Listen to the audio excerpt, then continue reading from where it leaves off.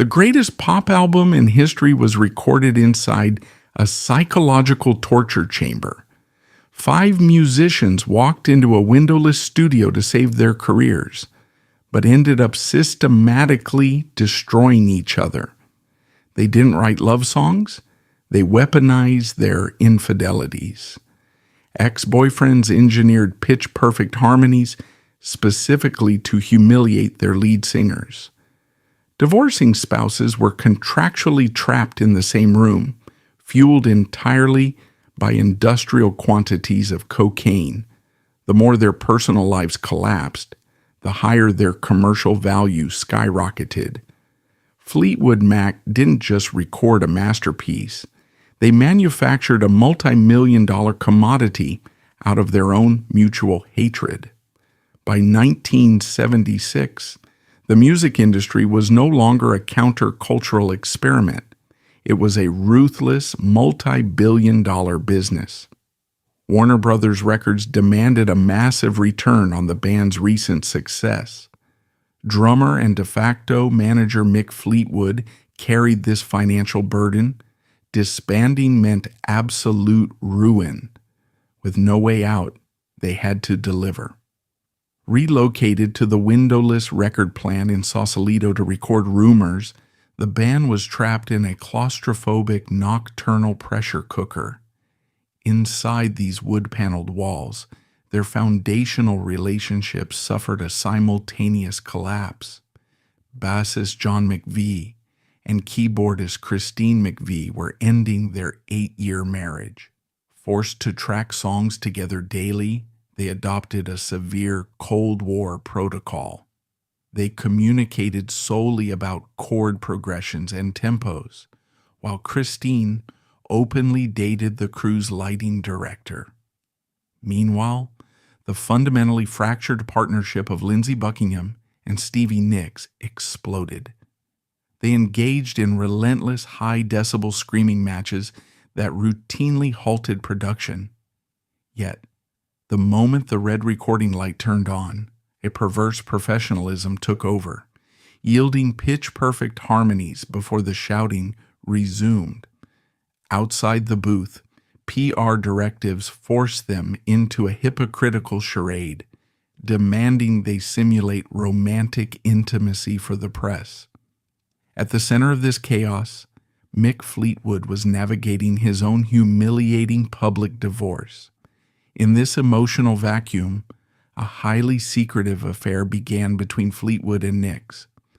The manager and his lead vocalist were crossing a dangerous professional boundary, adding profound paranoia to a suffocating environment.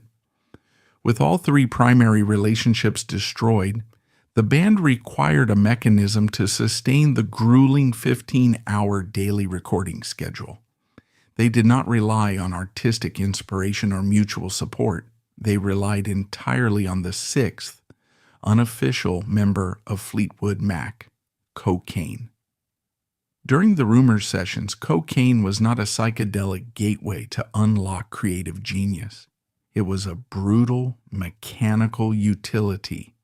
It was an industrial-grade tool used to force a fractured collective to function against their own psychological preservation instincts.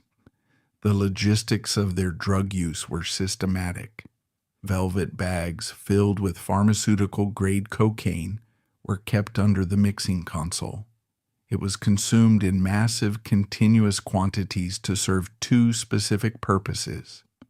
First, it artificially bypassed the physical exhaustion of working nocturnal shifts in a windowless studio for months on end. Second, and more importantly, it acted as a chemical anesthetic against the emotional trauma of the room. When you are forced to sit 3 feet away from a spouse you are divorcing or an ex-partner you actively despise, the natural human response is withdrawal. The band relied heavily on cocaine to synthesize a false alertness and mask their physical exhaustion. It numbed the immediate emotional friction in the room and temporarily replaced their trauma with a manufactured arrogance. This allowed them to aggressively confront each other over tempo changes and vocal arrangements without collapsing into emotional paralysis. However, the sustained ingestion of heavy narcotics exacted a severe toll. The physical environment of the record plant descended into a state of chaotic paranoia. The cocaine fueled obsessive-compulsive behaviors in the studio, leading to days wasted tuning a single snare drum or splicing inches of magnetic tape in pursuit of an impossible, drug-induced standard of perfection. It eroded their nasal septums, damaged their vocal cords, and completely severed their connection to objective reality. They were trapped in a self-sustaining feedback loop. The trauma of their breakups necessitated the cocaine, and the cocaine amplified the hostility, paranoia, and aggression of the breakups. Armed with raw anger, betrayal, and chemical fuel, the next phase of production required the band to convert their localized hostility into a commercially viable product. They achieved this by using the mixing desk and microphones to exact deeply personal, calculated revenge on one another. During the rumor session, songwriting ceased to be a therapeutic or cathartic release. In the claustrophobic confines of the record plant in Sausalito, music ceased to be an art form and mutated into a highly effective mechanism for interpersonal punishment. The members of Fleetwood Mac did not engage in physical altercations. They engaged in a calculated, systematic process of weaponizing their musical output. They utilized chord progressions, lyrical phrasing, and the fundamental mechanics of multi-track recording to inflict maximum psychological damage on the specific individuals trapped in the room with them. The cruelty of their recording process was built into the mechanics of audio engineering itself. A song is not performed once and captured live. It is constructed piece by piece, track by track, through relentless repetition. A single vocal harmony or guitar solo might require dozens, if not hundreds, of takes to achieve technical perfection. Furthermore, during the overdubbing process, a musician must listen to the playback of the backing track on an endless loop through highly sensitive studio headphones. In the context of the 1976 Fleetwood Mac sessions, this technical reality transformed the studio into a torture chamber. The band members were explicitly writing songs that mocked, exposed, and humiliated their ex-partners. Then, utilizing their professional authority within the band's hierarchy, they forced the target of those very insults to perform on the track. The victim of the lyrical attack was contractually and professionally obligated to dedicate hours of their life to perfecting the instrumentation or vocal harmonies of a song designed to destroy them publicly. The most aggressive and documented instance of this psychological warfare was orchestrated by Lindsey Buckingham with the composition of the album's lead single, Go Your Own Way. Buckingham, serving as the band's primary musical architect and de facto studio director, utilized his position of power to launch a direct, unapologetic assault on Stevie Nicks. The lyrics of Go Your Own Way were not open to interpretation. They were a targeted indictment of Nicks following the collapse of their romantic relationship. The most highly contested and hostile line in the track was the accusation, "Packing up, shacking up is all you want to do." This was a calculated strike at Nicks's character, effectively branding her as promiscuous and unstable. When Nicks heard the lyric, she immediately recognized the intent. Studio records and subsequent interviews confirmed that Nicks furiously confronted Buckingham, demanding the line be excised from the final master. She argued it was factually inaccurate and intentionally malicious. Buckingham, holding the authority over the song's final arrangement, flatly refused. The cruelty of "Go Your Own Way" did not stop at the lyrics. It was embedded in the vocal arrangement. Buckingham engineered the chorus to require a 3-part harmony. He then summoned Nix into the vocal isolation booth and mandated that she sing the backing vocals. Nix was forced to stand behind a microphone, listen to Buckingham's lead vocal, accusing her of shacking up through her headphones, and flawlessly harmonize with the insult.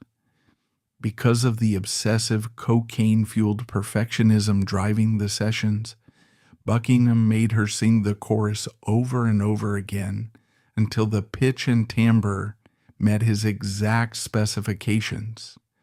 She was systematically forced to participate in the architecture of her own public humiliation. Stevie Nicks, however, did not remain a passive victim in this dynamic. Lacking Buckingham's technical proficiency in studio engineering and arrangement, she retaliated using raw lyrical intuition and emotional precision. Her counteroffensive materialized in the composition Dreams. If Go Your Own Way was a blunt force trauma attack, Dreams was a clinical surgical dissection of Buckingham's psychological inadequacies.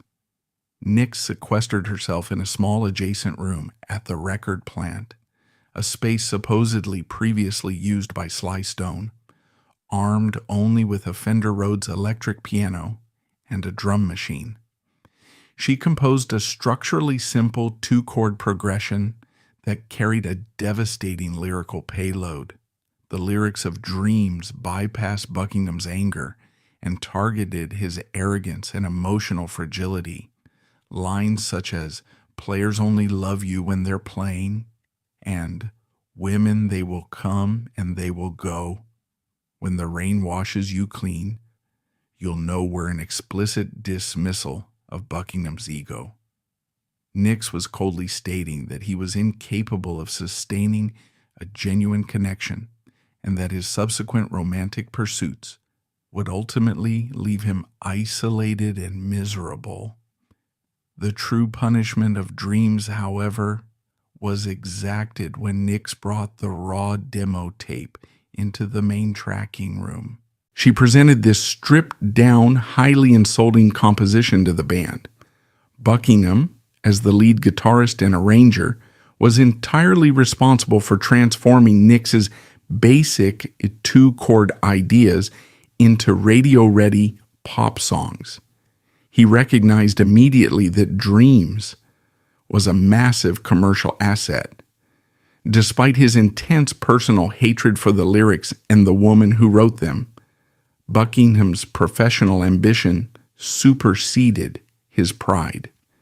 He was forced to sit in the studio and meticulously craft the signature, atmospheric guitar swells, and intricate rhythmic layering that would ultimately make Dreams the only Billboard Hot 100 #1 single of Fleetwood Mac's entire career.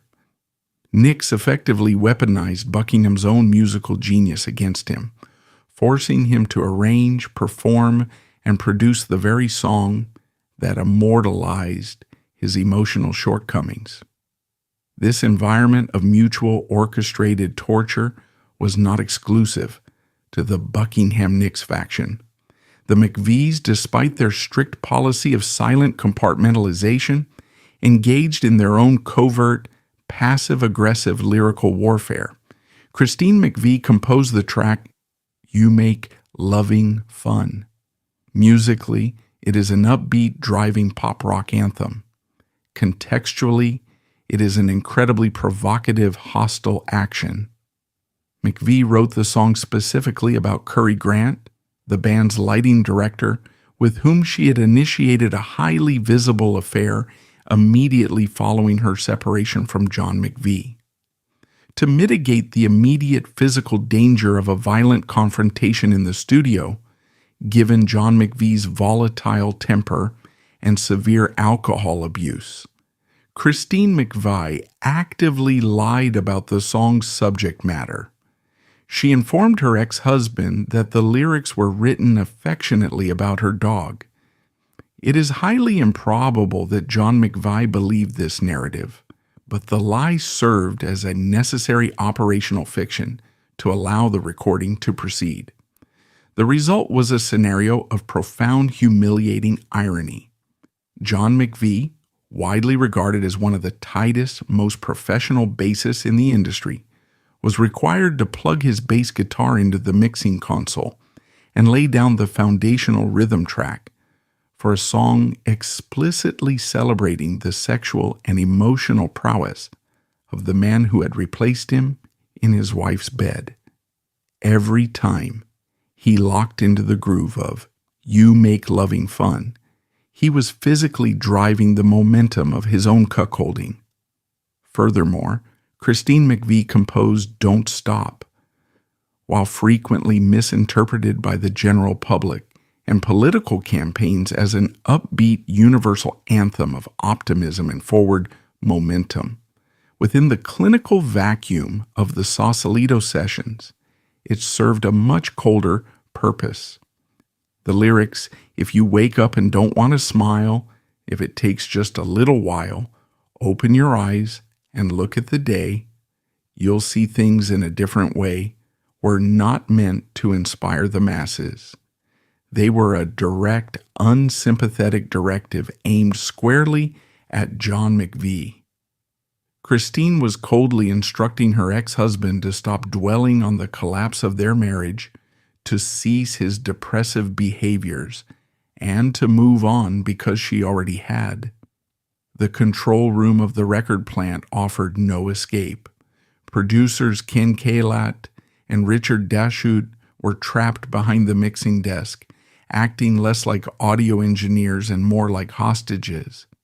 They watched the band use every inch of the studio, from isolation booths to talkback mics, to tear each other apart. The heavy soundproof glass separating the control room from the live tracking floor became a focal point of hostility. When vocals were being tracked, the singer in the isolation booth would lock eyes through the glass with the subject of the song sitting on the couch in the control room. Every vocal inflection, every sneer, and every perfectly pitched note was delivered as a direct, unblinking challenge. The talkback microphone, the mechanism engineers used to communicate with musicians in the live room, was frequently weaponized, used to deliver biting, passive-aggressive critiques of a performance under the guise of audio production adjustments. This was the true economy of the Rumor sessions. They were not merely recording an album, they were establishing a barter system where the currency was raw, verifiable emotional trauma. The industry demanded a hit, and Fleetwood Mac provided it by extracting the most painful elements of their personal destruction, converting them into sheet music, and forcing each other to execute the performance flawlessly. Yet the completion of the master tapes did not signal the end of the hostility. The successful weaponization of their art in 1976 would soon trigger a devastating, unavoidable consequence. By engineering a masterpiece out of their mutual hatred, they inadvertently guaranteed that they would never be allowed to escape it. The completion of the master tapes for Rumors in late 1976 did not result in a cessation of hostilities. Instead, it triggered a transition from private, localized psychological warfare into a globally syndicated, highly lucrative public spectacle. On February 4th, 1977, Warner Brothers Records released the album to the commercial market. The critical and financial response was instantaneous and unprecedented. The record occupied the #1 position on the U.S. Billboard 200 chart for 31 non-consecutive weeks. It fundamentally altered the economic scale of the music industry, transforming Fleetwood Mac from a successful rock band into a multinational corporate entity, generating millions of dollars in weekly revenue. However, this massive commercial triumph engineered a brutal, inescapable paradox. By successfully converting their infidelity, jealousy, and divorces into a masterclass of pop rock production, they permanently trapped themselves within the wreckage of those relationships. The band had commodified their trauma.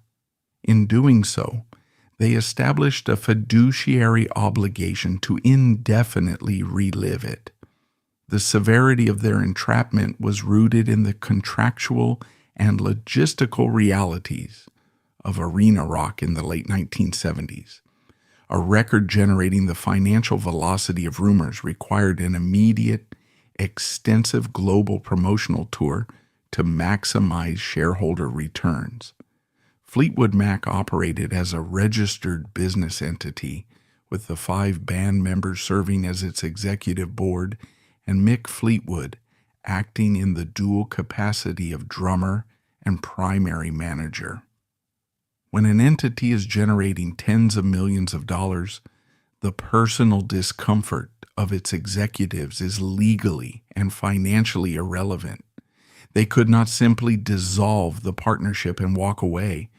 Doing so would trigger catastrophic breach of contract lawsuits from Warner Brothers, tour promoters, and merchandising syndicates. The financial infrastructure they had built now required their absolute physical compliance. They were systematically forced out of the isolated vacuum of the Sausalito recording studio and thrust onto the global stage. This transition initiated the most grueling phase of the rumors era, the psychological attrition of the live performance.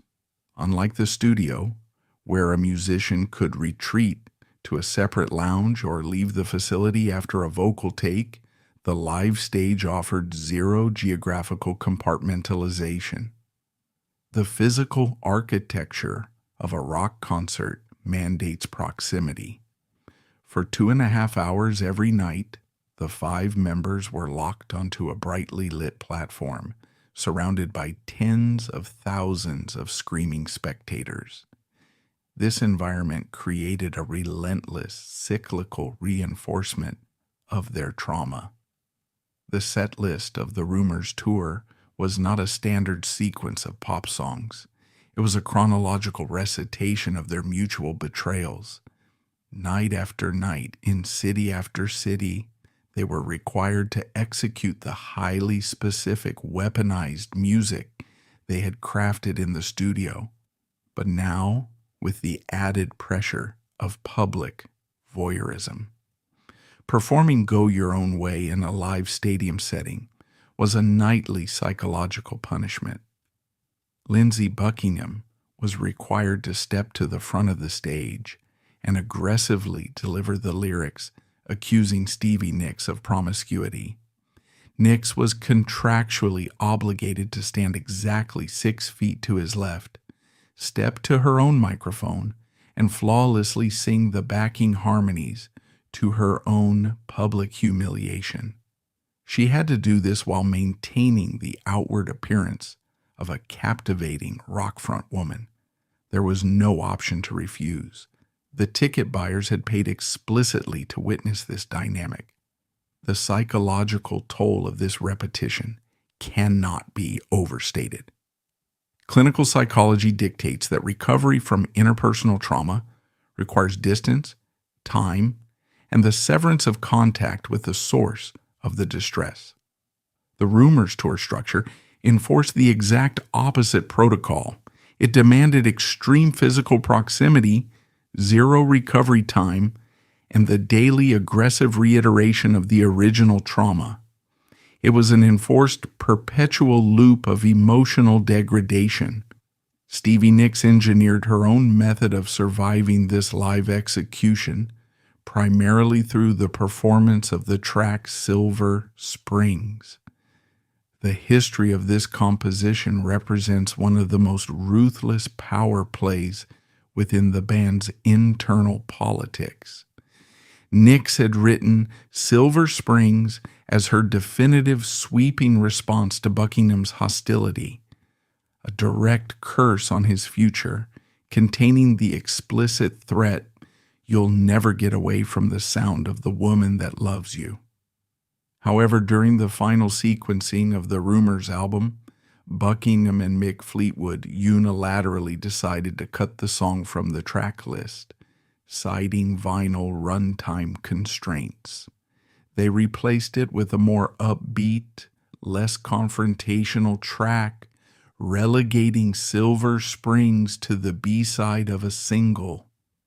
This exclusion was a massive financial and emotional blow to Nicks, depriving her of publishing royalties and silencing her primary rebuttal to Buckingham. Yet Nicks successfully lobbied to keep the song in the live set list. On stage, Silver Springs ceased to be a mere piece of music and became a targeted nightly harassment campaign. Archival concert footage from the 1977 tour documents the specific choreography Nicks employed during this song. As the track built to its climax, Nicks would completely ignore the audience. She would turn her back to the crowd, walk directly over to Buckingham's side of the stage, lock eyes with him, and scream the lyrics into her microphone. She was utilizing the live amplification system of a 20,000-seat arena to personally verbally assault her ex-boyfriend. Buckingham was forced to stand under the stage lights, continue playing his guitar parts flawlessly, and endure the public condemnation. This was not a performance. It was a daily act of vengeance, masquerading as entertainment. The rhythm section experienced a different but equally destructive form of live attrition. John and Christine McVie's strict policy of silent compartmentalization, which had allowed them to survive the studio sessions, began to fracture under the sheer logistical weight of the tour. Arena tours forced them onto the same private jets, into the same luxury hotels, and the same backstage rooms. To survive the tour, the band adopted strict protocols, treating each other not as bandmates, but as hostile foreign dignitaries. They required separate dressing rooms, separate limousines to the venue, and carefully coordinated entry times to prevent accidental interactions in the backstage corridors. The only time all 5 members were in the same room was the exact moment they stepped onto the stage. The moment the final chord of the encore was struck, they scattered in 5 different directions, escorted by personal bodyguards. The friction of this existence was numbed by an exponential increase in substance abuse. The functional cocaine use of the recording studio mutated into a massive, uncontrollable addiction on the road. The band's rider and backstage demands expanded to include exorbitant amounts of alcohol and narcotics. This was no longer about maintaining the focus to complete a vocal take. It was about achieving a state of complete chemical dissociation to survive the daily reality of their lives. John McVie's alcohol dependency accelerated to critical levels, leading to severe physical deterioration and volatile, unpredictable behavior off stage. Mick Fleetwood, attempting to manage the immense corporate apparatus of the tour while simultaneously conducting his highly illicit secret affair with Stevie Nicks, relied heavily on cocaine to maintain his grueling operational pace. The physical damage to their bodies was immense, masked only by the high-end medical care their wealth could afford and the heavy application of stage makeup. Compounding the internal toxicity was the external pressure of the global media apparatus. The music press rapidly deduced that the lyrical content of Rumors was entirely autobiographical. Journalists, critics, and television interviewers realized that the band's domestic collapse was a highly marketable narrative. Consequently, the PR strategy devised by Warner Brothers leaned heavily into the voyeurism. The band was required to participate in relentless press junkets. During these interviews, journalists did not ask about recording techniques or musical influences. They directly interrogated the members about their divorces, their infidelities, and the specific hateful lyrics they had written about each other. The most egregious example of this PR strategy was the infamous 1977 cover shoot for Rolling Stone magazine, photographed by Annie Leibovitz. The magazine, acting with the full cooperation of the band's management, conceptualized a cover explicitly designed to exploit the internal sexual and romantic chaos. The photograph featured all 5 members lying in a single bed.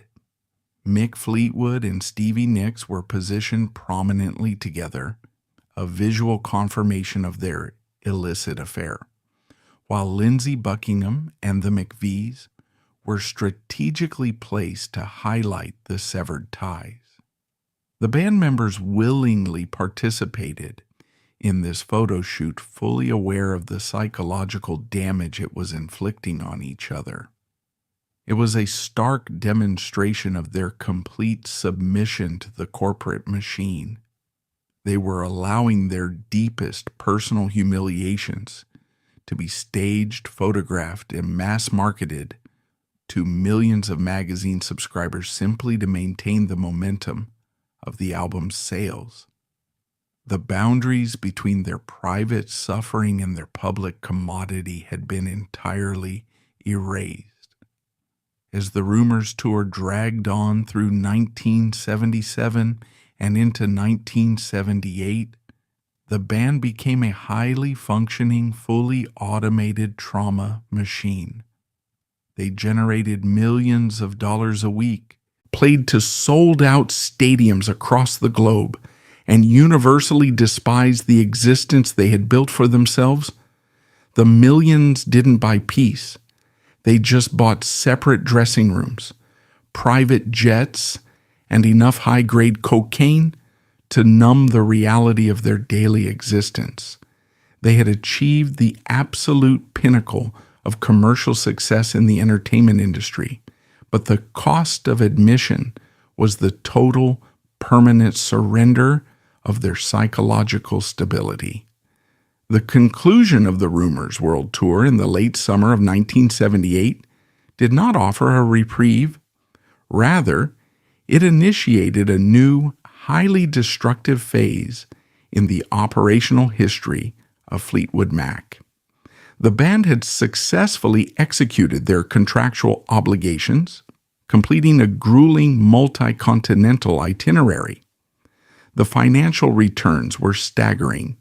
Rumors had sold over 15 million copies within its first operational cycle, generating tens of millions of dollars in unprecedented gross revenue. However, this influx of unprecedented corporate wealth did not resolve the severe interpersonal fractures that defined the band's internal architecture.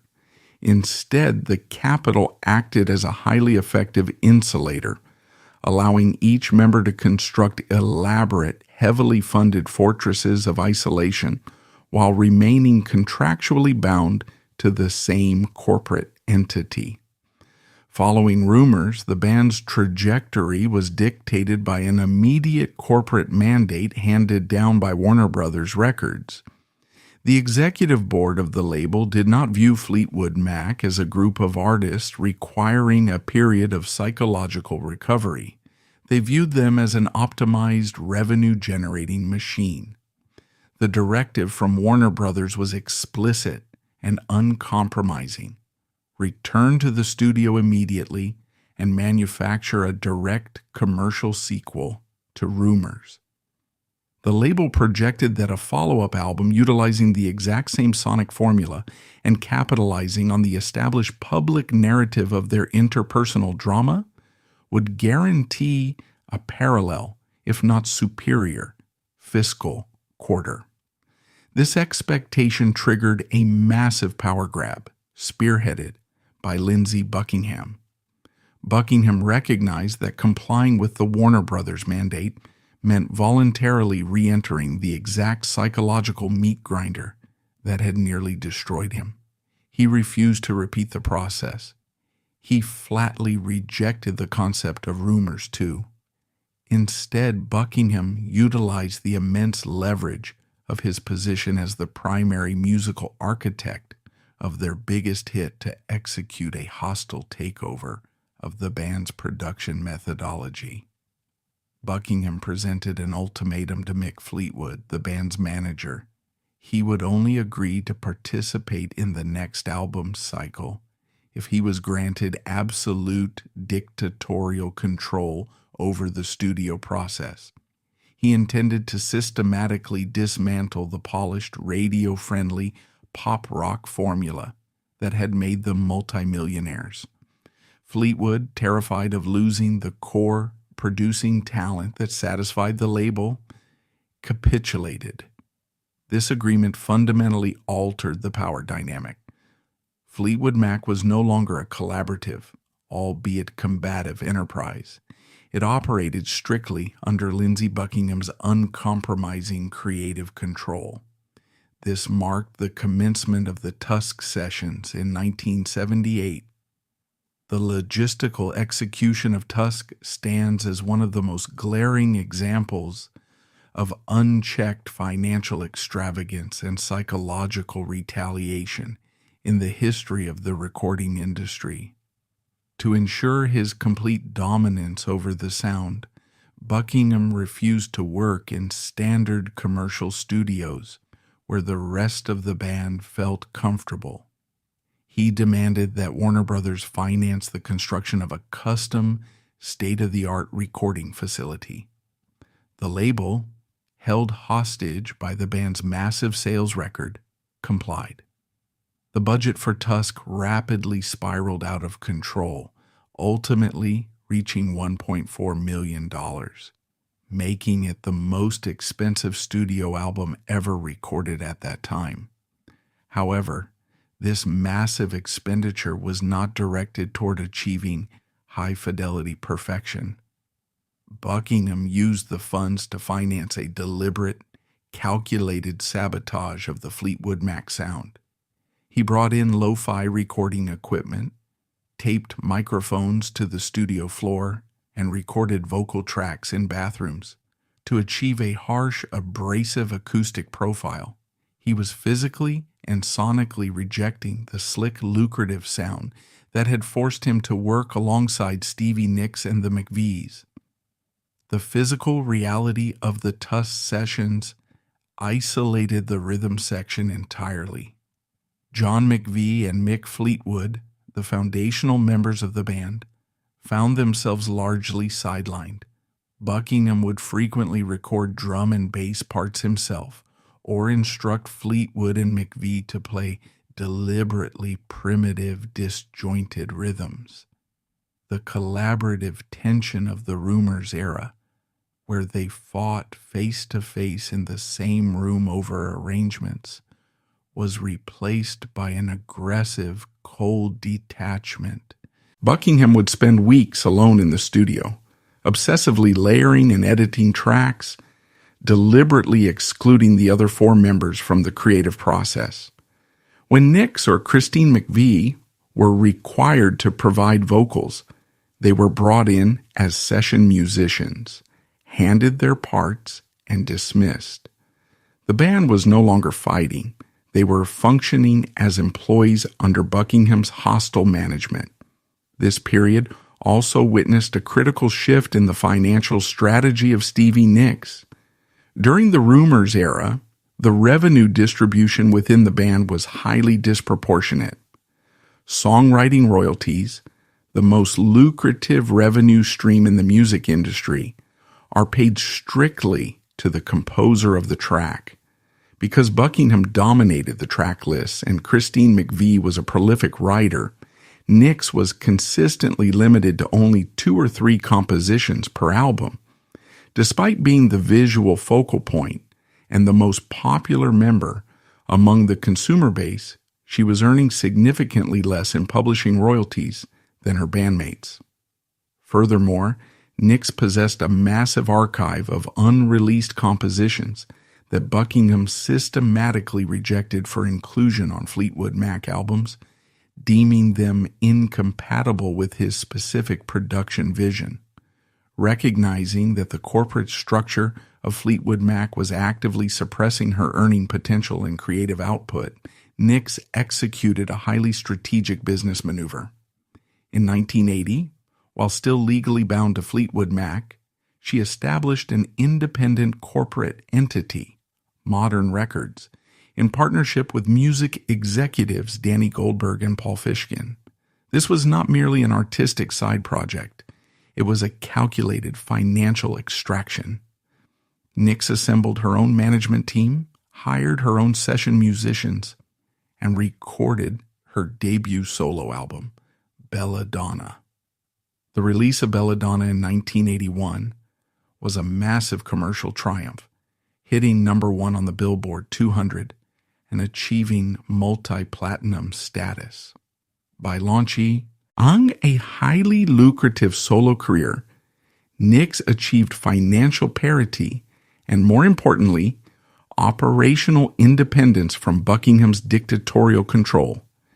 She proved she could generate massive capital without his arrangements or the Fleetwood Mac brand. Buckingham's reaction to Nicks's independent success was marked by intense, documented hostility. The power dynamic he had carefully constructed during the Tusk sessions was completely undermined. Nicks no longer needed him to produce her hits, and she no longer had to submit to his veto power over her songwriting. When Nicks returned to fulfill her contractual obligations for the next Fleetwood Mac project, she did not return as a subordinate band member. She returned as a competing CEO within the same organization. This shift in financial and professional leverage permanently eradicated any remaining semblance of equality or cooperation between the two. Simultaneously, the coping mechanisms that had facilitated the survival of the band through the late 1970s transitioned from functional utilities into severe, life-threatening medical liabilities. The cocaine consumption, which had previously been utilized as a chemical stimulant to endure grueling studio hours, escalated into extreme clinical dependency. The financial infrastructure of the band actively enabled this destruction. They employed dedicated personnel, security guards, assistants, and logistics managers, whose primary operational directive was the procurement, transport, and concealment of high-grade narcotics across international borders. The drug use was completely institutionalized.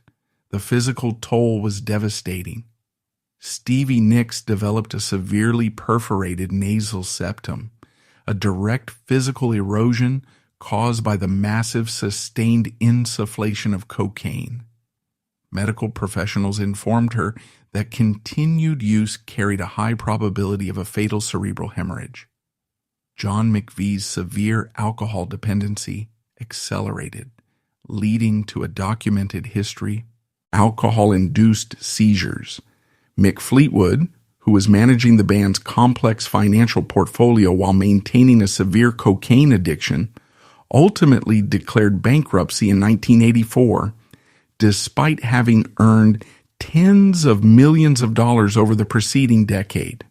The capital generated by their music was entirely mismanaged, funneled into exorbitant real estate purchases to maintain their physical isolation from one another, and consumed by their massive, unchecked substance dependencies.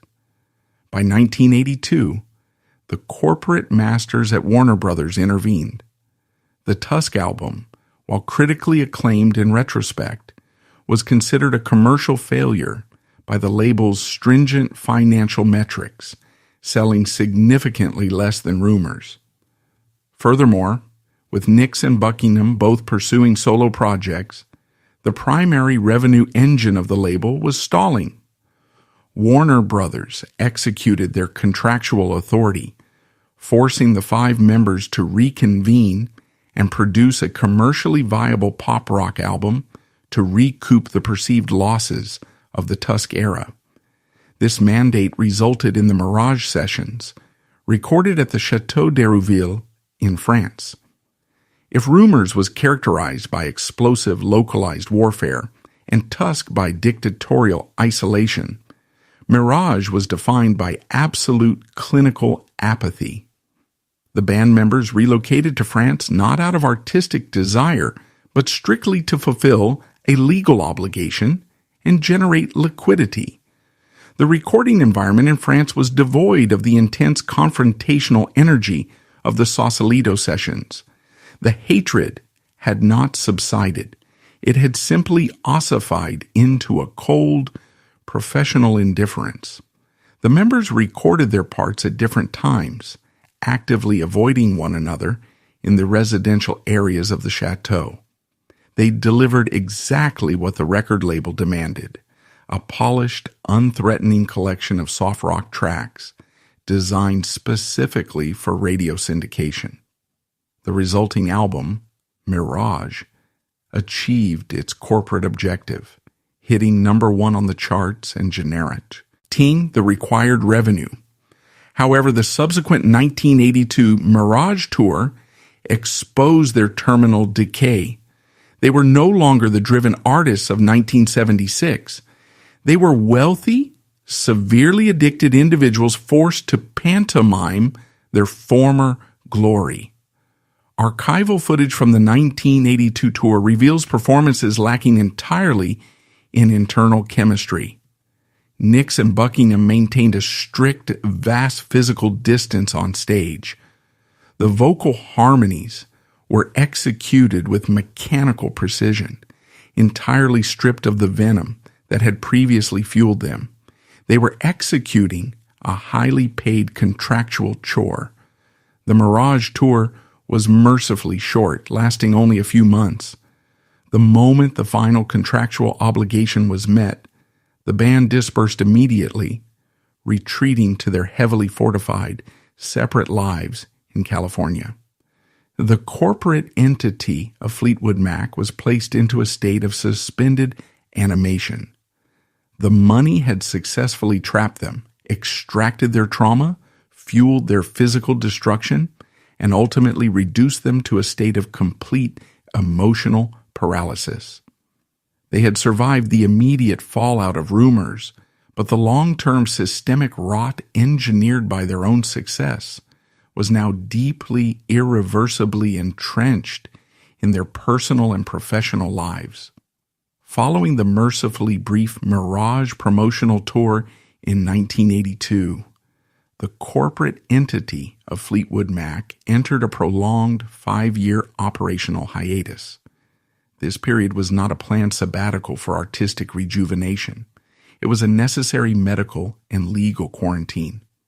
The capital generated by the Rumors and Tusk cycles had fully financed the physical and financial deterioration of the band's core members. The mid-1980s exposed the reality that the individuals operating the Fleetwood Mac machinery were no longer physically capable of sustaining the massive corporate infrastructure they had built. Simultaneously, the medical realities of the band's substance abuse reached critical mass. John McVie's severe alcoholism, which had and functional during the rumor sessions, progressed into highly visible, life-threatening physiological breakdowns. During a sailing trip, McVie suffered a massive alcohol-induced seizure, a direct neurological consequence of long-term heavy ethanol dependency. This event forced a mandatory, albeit temporary, medical intervention. Stevie Nicks' trajectory during this hiatus represents the most severe medical crisis of the group. By 1986, the physical damage inflicted by a decade of daily massive cocaine insufflation could no longer be ignored or medically masked by her management team. A plastic surgeon explicitly informed Nicks that continued use would result in a fatal cerebral hemorrhage or the complete collapse of her nasal cartilage. Faced with immediate mortality, Nicks admitted herself to the Betty Ford Center for a mandated 28-day rehabilitation program to eliminate her cocaine dependency. However, her discharge from the facility did not result in sobriety. It initiated a far more destructive phase of chemical subjugation. Upon leaving Betty Ford, a psychiatrist prescribed Nicks the tranquilizer Klonopin, ostensibly to manage her anxiety and prevent a cocaine relapse. This prescription was a catastrophic medical error. Klonopin is a high-potency benzodiazepine designed for short-term acute seizure management, not for long-term daily anxiety regulation. Nicks was kept on maximum dosages of this pharmaceutical for the next 8 years. The Klonopin effectively acted as a chemical straitjacket. While cocaine had fueled her aggressive, paranoid confrontations with Buckingham, the heavy doses of benzodiazepines left her severely sedated and physically drained. It eradicated her short-term memory, severely hindered her motor skills, and caused massive weight gain. Nicks transitioned from a highly active, volatile front woman into a lethargic, heavily sedated asset. The medical intervention had successfully replaced an illegal narcotic with a legally prescribed physically paralyzing pharmaceutical, rendering her barely functional. Despite these severe medical and financial crises, the fiduciary obligations of the Fleetwood Mac Corporation remained active. By 1986, Warner Brothers Records required a new product to satisfy shareholder expectations. Lindsey Buckingham had spent the preceding years sequestered in his home studio, meticulously crafting what he intended to be his third solo album. He had deliberately isolated himself from the toxic operational mechanics of the band. However, Mick Fleetwood, desperate to generate capital following his bankruptcy, recognized that a Buckingham solo project would yield a fraction of the revenue of a branded Fleetwood Mac release.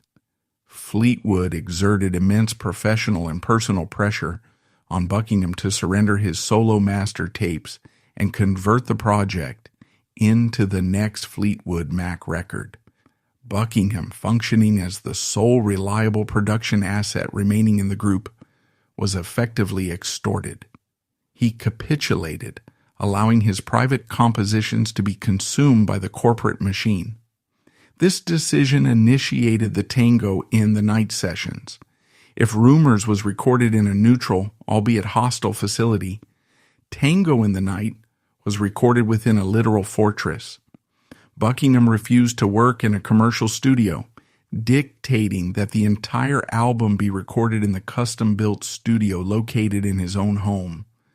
By forcing the band to come to his private residence, Buckingham established absolute territorial dominance. He controlled the schedule, the equipment, and the physical access to the recording environment. The other 4 members were no longer collaborative partners. They were trespassers in his home, permitted entry strictly to provide their designated audio tracks before being dismissed. The actual recording of Tango in the Night highlights the complete eradication of the band as a functioning musical unit. The album is a masterpiece of early digital deception. Buckingham utilized the Fairlight CMI, an early, highly expensive digital sampling synthesizer, to artificially construct the illusion of a cohesive band. This mechanical approach was absolutely necessary due to the medical state of Stevie Nicks. Heavily sedated by Klonopin and frequently intoxicated with alcohol, Nicks was physically incapable of delivering standard vocal takes. Audio engineers present during the sessions documented that Nicks would often record her vocals while lying flat on the floor of Buckingham's studio, unable to stand or maintain the breath control required for professional studio tracking. She would deliver slurred, disjointed vocal fragments before abruptly leaving the session. Buckingham was then forced to take these unusable audio fragments and process them through the Fairlight synthesizer. He spent hundreds of hours in isolation, digitally cutting her vocals syllable by syllable, adjusting the pitch and manually pasting them back together to form coherent sentences and melodies. The vocal tracks on Tango in the Night that the public perceived as the triumphant return of Stevie Nicks were, in reality, a heavily synthesized patchwork of digitized audio. Buckingham wasn't producing a live performance. He was using early digital tech to simulate the presence of a singer who could barely stand behind a microphone. Christine McVie provided her standard, radio-friendly compositions, but the collaborative fire was completely extinguished. The rhythm section of Fleetwood and McVie was largely relegated to providing basic foundational tracks, which Buckingham would then heavily edit, replace with drum machines, or overdub with his own bass playing. Tango in the Night was released in April 1987. Driven by Buckingham's obsessive mechanized production, it was a massive commercial success, spawning multiple hit singles like Big Love and Little Lies, and becoming the band's second highest selling album after Rumors. The corporation had successfully manufactured a highly lucrative product out of a physically and mentally shattered roster. However, the standard operational protocol of the music industry dictates that a successful album release must immediately be followed by a global promotional tour to maximize ticket and merchandising revenue. In August 1987, the band convened for a mandatory board meeting at Christine McVie's residence to finalize the logistics for the Tango in the Night World tour. For Lindsey Buckingham, the prospect of leaving his controlled, isolated environment and stepping back onto a stage with an alcoholic bassist and a heavily sedated Klonopin-addicted ex-girlfriend was an absolute impossibility. The psychological armor he had built over the last decade fractured. During the meeting, Buckingham formally announced his resignation from Fleetwood Mac, stating he would not participate in the tour under any circumstances.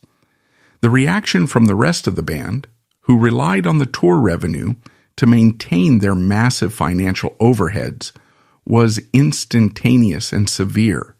They viewed Buckingham's refusal as a direct, catastrophic threat to their income. The ensuing argument rapidly degenerated from a corporate dispute into an incident of documented physical violence. Historical accounts of the ensuing confrontation vary, but multiple band members confirmed the altercation turned physical. As the verbal argument escalated over Nicks's professional contributions and chemical dependency, Nicks has stated that Buckingham chased her, slapped her, and forcefully bent her backward over a car hood, claims that Buckingham has disputed. Regardless of the exact physical details, the outcome was definitive and severe. Management personnel had to physically intervene to separate them, and Nicks declared she would kill him if he ever touched her again. This was not a passionate, artistic disagreement. It was an act of domestic violence executed during a corporate logistical meeting.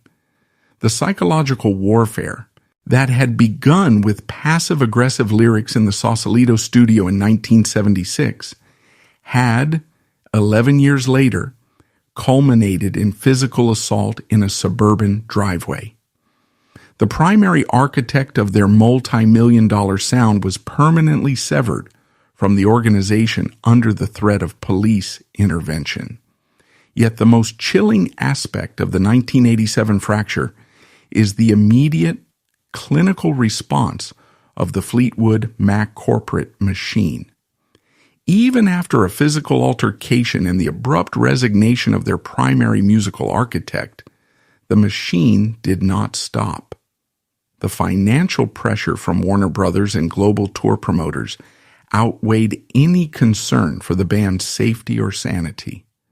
The forced departure of Lindsey Buckingham in the late summer of 1987 did not trigger a structural reckoning within Fleetwood Mac.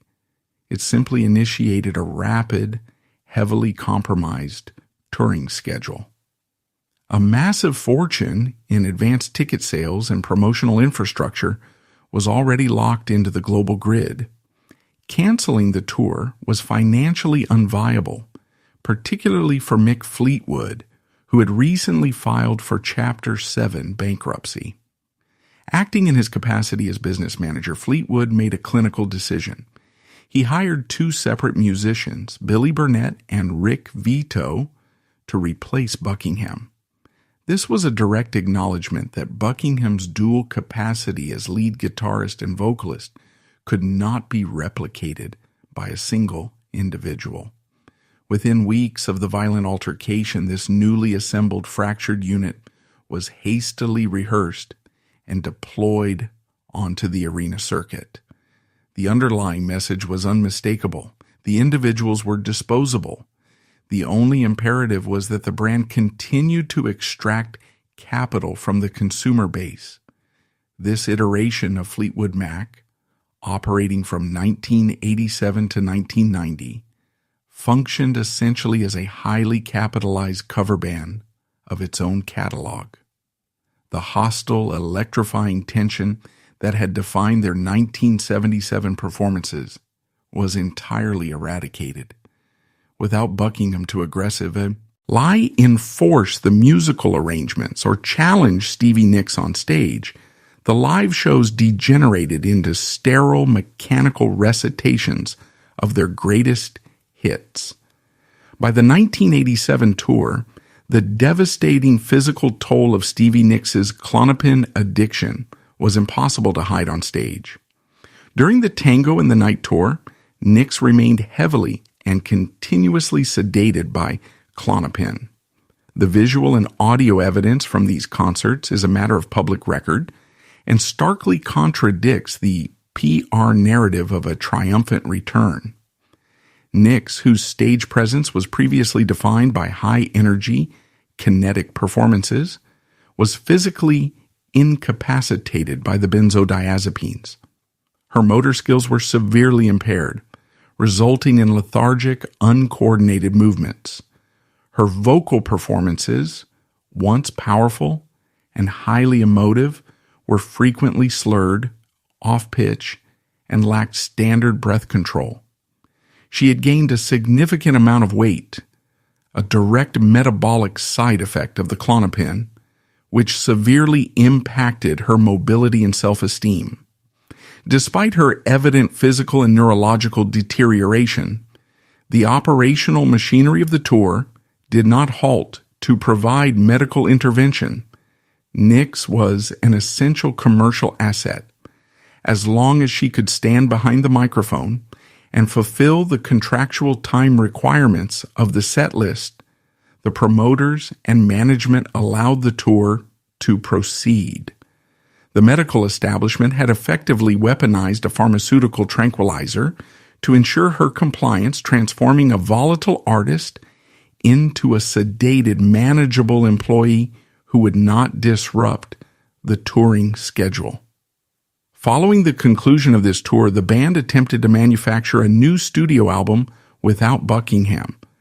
Released in 1990, Behind the Mask was the first Fleetwood Mac album in 15 years to lack Buckingham's production and songwriting. The commercial and critical metrics of this album proved devastating to the brand. Stripped of the aggressive, meticulous engineering that defined Rum, Ours, and Tango in the Night, Behind the Mask sounded generic, lacking the sonic identity that millions of consumers had been trained to expect.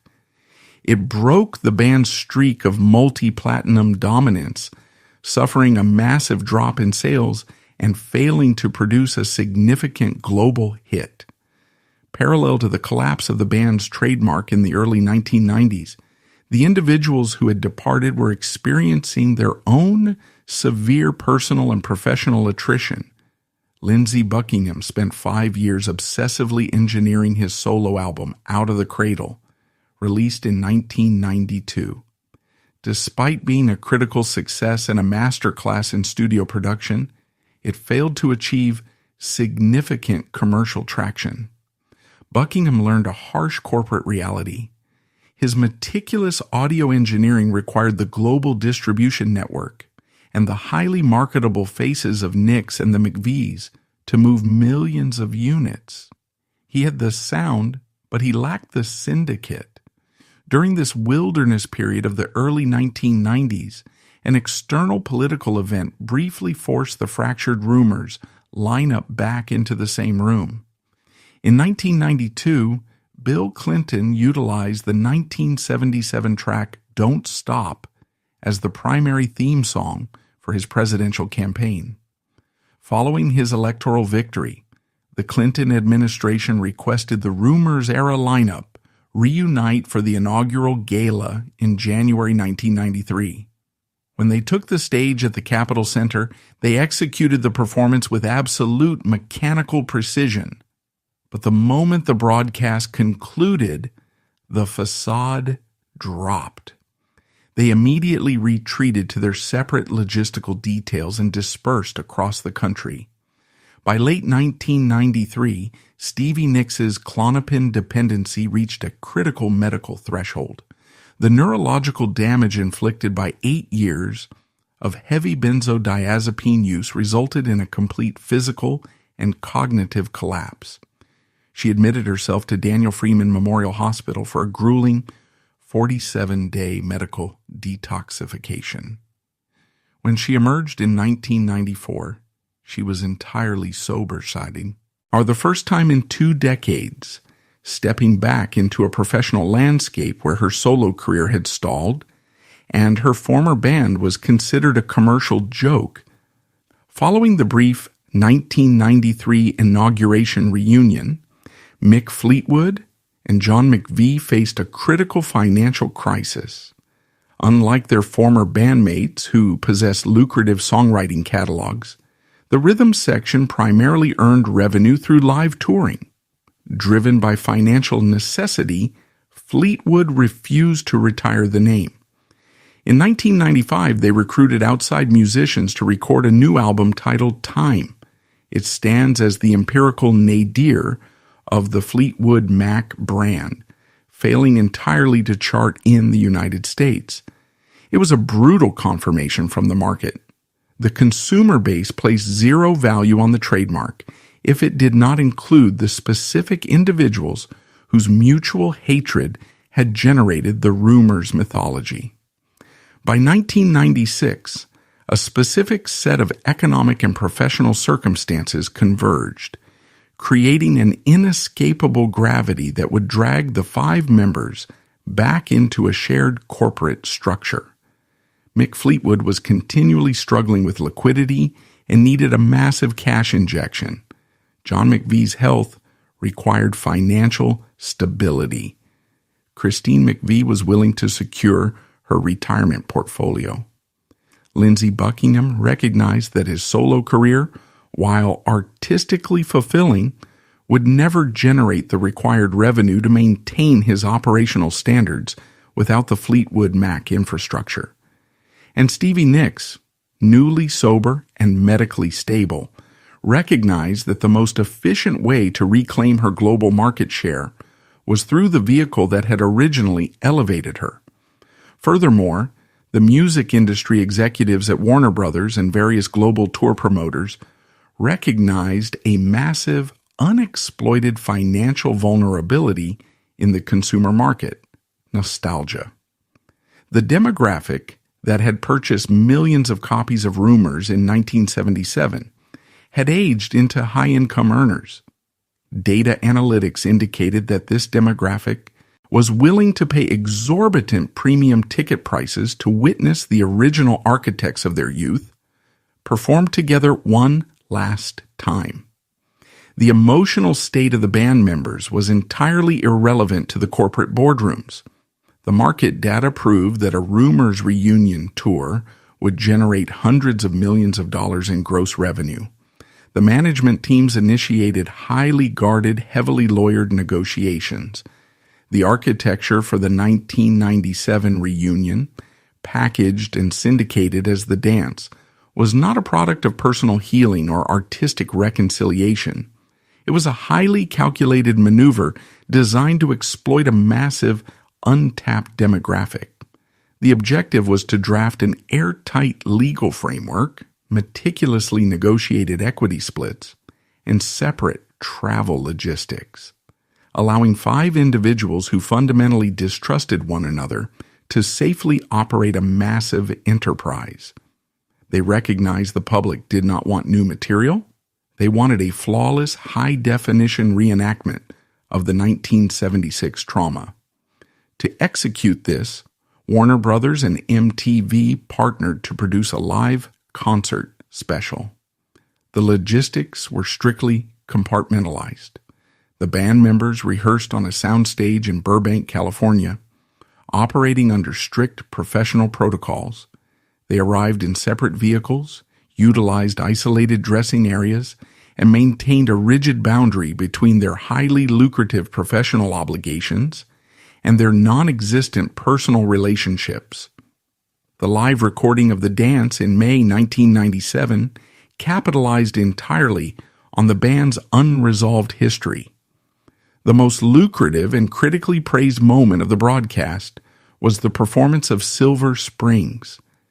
Seizing the moment, Stevie Nicks, now sober and highly focused, utilized the MTV platform to execute a globally televised act of psychological dominance. The performance was blocked and shot specifically to highlight the hostility. Nicks turned completely away from the audience, walked to Buckingham's microphone, locked eyes with him, and screamed the lyrics detailing his inability to escape her memory. The cameras captured Buckingham's forced, tense reaction as he played the guitar backing to his own public indictment.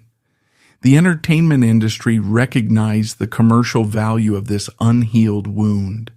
The live version of Silver Springs earned a Grammy nomination and drove The Dance to sell over 5 million copies in the United States alone. They had successfully resold the exact same domestic conflict that had made them rich 20 years prior. However, the immense capital generated by The Dance and its subsequent sold-out arena tour forced a critical realization upon Christine McVie. While the rhythm section and Buckingham Nicks were locked in a perpetual cycle of financial codependency and unresolved grievance, McVie recognized that the corporate machine of Fleetwood Mac was a permanent, inescapable loop. If she remained, she would be contractually obligated to spend the rest of her life in close proximity to the toxicity that had defined her adulthood. In 1998, immediately following the band's induction into the Rock and Roll Hall of Fame, Christine McVie executed a definitive, legally binding extraction from the corporation.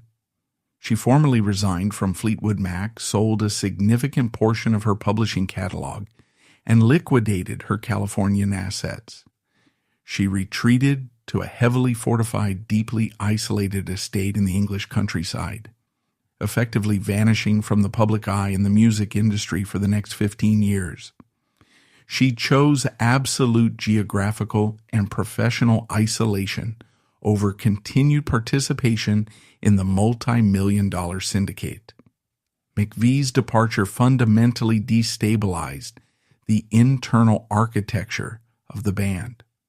Throughout the Rumors and Tusk eras, Christine McVie had served as the crucial diplomatic buffer between the volatile Buckingham Nicks faction and the rhythm section. Without her presence, the band was reduced to a binary, inescapable conflict. TVN, Ix, and Lindsey Buckingham were left entirely exposed to one another, tethered together by the rhythm section of Mick Fleetwood and John McVie, who required the duo to front the tours that funded their respective lifestyles. Entering the 21st century, the Fleetwood Mac empire operated strictly as a legacy act. They recorded a new studio album, Say You Will, in 2003, but the recording process was entirely detached. Nicks and Buckingham recorded their parts in separate facilities at different times. The resulting global tours in 2003, 2009, and 2013 were highly capitalized, meticulously scheduled logistical operations. The band members functioned as executive board members of a multinational corporation. They charged premium dynamic ticket prices, often exceeding hundreds of dollars per seat, to perform the Rumors catalog. The mutual hatred had not dissipated. It had simply been institutionalized. They endured each other's presence for 2 hours a night, collected their respective millions, and retreated to their separate logistical bubbles. This heavily fortified, highly lucrative detente completely collapsed in January 2018, resulting in the most severe legal and professional fracture in the band's history. The inciting incident occurred at the MusiCares Person of the Year Gala in New York City, an industry event where Fleetwood Mac was being honored. The breakdown of the corporate structure was captured on live audio and verified by multiple legal testimonies. As the band took the stage to accept their award, the house band played a recorded intro of Nicks's signature song, Rhiannon. Buckingham, standing behind Nicks, overtly smirked and complained about the tempo of the intro music. During Nicks's subsequent acceptance speech, Buckingham exhibited visible signs of contempt and impatience. For Stevie Nicks, this public display of disrespect was the absolute final breach of their fragile operational protocol. 2 days after the MusiCares event, Nicks contacted the band's manager, Irving Azoff, and issued a non-negotiable unilateral ultimatum. She was officially terminating her professional relationship with Lindsey Buckingham. She explicitly stated that she would never stand on a stage with him again, and if he was not removed from the corporation, she would immediately resign, thereby taking her massive solo catalog and primary drawing power with her. Mick Fleetwood and John McVie, acting as the corporate officers holding the trademark, were forced to make a strictly financial calculation. An upcoming global tour had already been booked, projecting over $100 million in gross revenue. They recognized that a tour without Stevie Nicks would be a catastrophic financial failure, whereas a tour without Lindsey Buckingham, as proven in 1987, could still be highly profitable if they hired replacement musicians. The executive decision was swift and ruthless. The primary architect of the Rumor sound, the lead guitarist, and the sole producer of their most successful albums was summarily fired via a phone call from the band's manager. Buckingham was not granted a board meeting or an opportunity to mediate. He was excised from the corporate entity he had largely engineered. The band immediately hired Mike Campbell of Tom Petty and the Heartbreakers and Neil Finn of Crowded House to replace him, ensuring the tour logistics remained uninterrupted. Buckingham's response was immediate, clinical, and purely legal. He did not issue emotional press releases. He filed a massive civil lawsuit in the Los Angeles County Superior Court against his former bandmates. The legal filings detailed causes of action including breach of fiduciary duty, breach of oral contract, and intentional interference with prospective economic advantage. Buckingham's legal team provided verified financial documents proving that he was projected to earn between $12 million and $14 million for his contractual share of the upcoming 60-date tour. He legally demanded his former partners compensate him for the exact monetary value of the wages they had stolen by terminating him without cause. The lawsuit was a matter of public record, stripping away the final illusions of a band.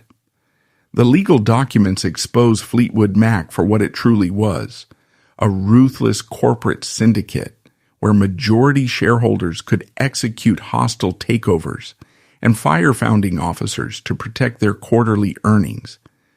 Facing a protracted, highly public, and embarrassing trial that would force them to testify under oath about their internal toxicity, the remaining members of Fleetwood Mac capitulated.